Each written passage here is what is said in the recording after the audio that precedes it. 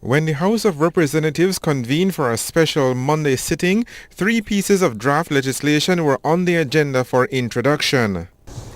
I rise to introduce a bill for an act to amend the Belize Telecommunications Act, number 16 of 2002, to clarify and expand certain provisions relating to the assumption of control over telecommunications by the government in the public interest, and to provide for matters connected therewith or incidental thereto.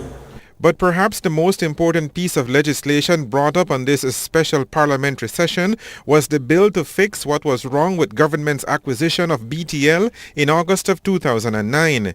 The Belize Court of Appeal ruled on June 24th that the criteria used for the acquisition did not meet the public purpose for which the government had stated in the original law.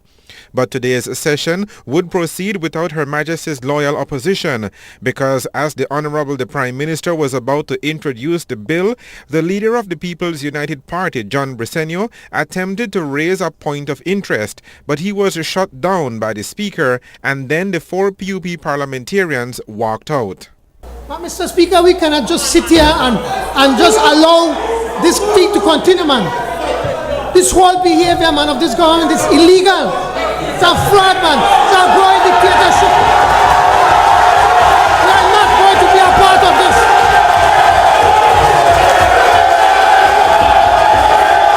Let them continue the other way.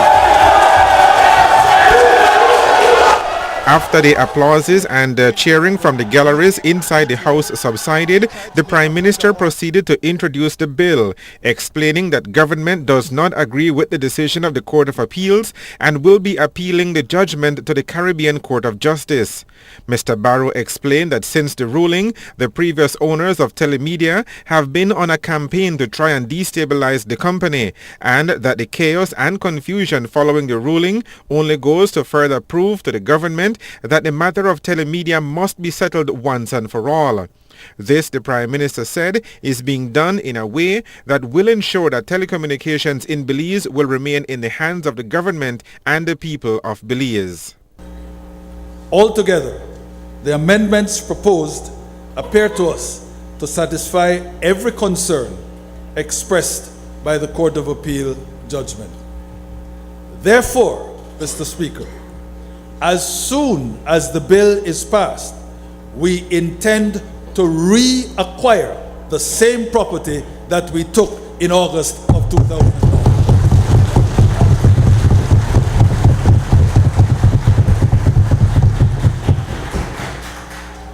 This will reassure all Belize that the government is in full control, because we would then have done everything legally necessary to retain the ownership of Belize Telemedia Limited.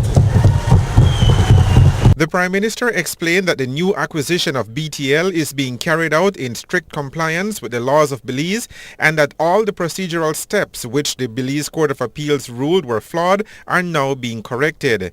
And the Prime Minister also addressed concerns raised by the private sector. I lay stress on what I have already said should be self-evident, only because of the position taken by some private sector entities, and especially the Belize Chamber of Commerce. They act as though government's acquisitions are in and of themselves aberrant, that this is deviant behavior. Mr. Speaker, nothing could be farther from the truth. And that kind of declaration reveals the Chamber Executive to be wearing the worst sort of ideological blinders.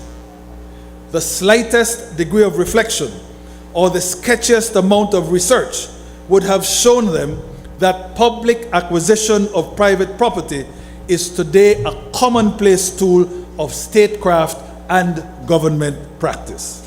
While the House of Representatives met today in Belmopan, hundreds of supporters of the United Democratic Party gathered on the steps of the National Assembly to show their support for the Prime Minister and the renationalization of Belize Telemedia Limited.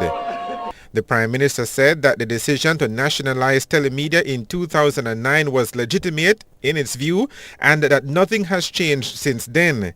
The fixing of the flaws, he said, will make the public purpose for the takeover of telemedia able to stand up to scrutiny. The Prime Minister got a standing ovation when he told the House that he will constitutionally entrench government's majority ownership of all public utilities.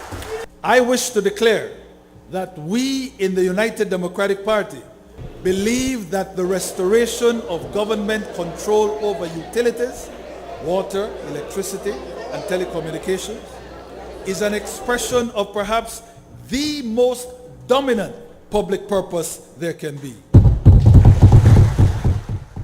These utilities fall into a special category and consistent with government's charge to safeguard the nation. Utilities ought not to be the subject of unbridled privatization. Nothing is wrong with a partnership with the private sector, local or foreign, regarding the utilities. But government must always keep majority ownership. We declare today that we intend to constitutionally entrench government's majority.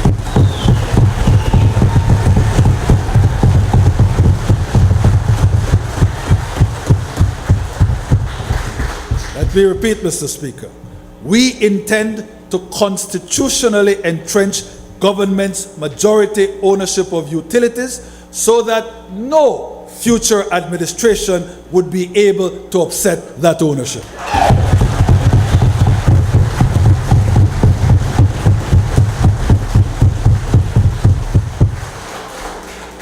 Mr. Speaker, history today with BTL and a few weeks ago with BL is splendidly on the move.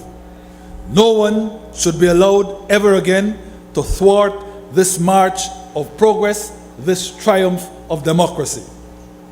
So we will introduce, as soon as practicable, this constitutional amendment bill to enshrine the gains of the people. The bill was taken through all of its stages today and went to the Senate this afternoon for ratification, after which it will be signed into law by the Governor General. Shortly thereafter, an acquisition order will be issued by the Minister of Public Utilities and government will again be in control of BTL. Reporting for Love News, I am Patrick Jones.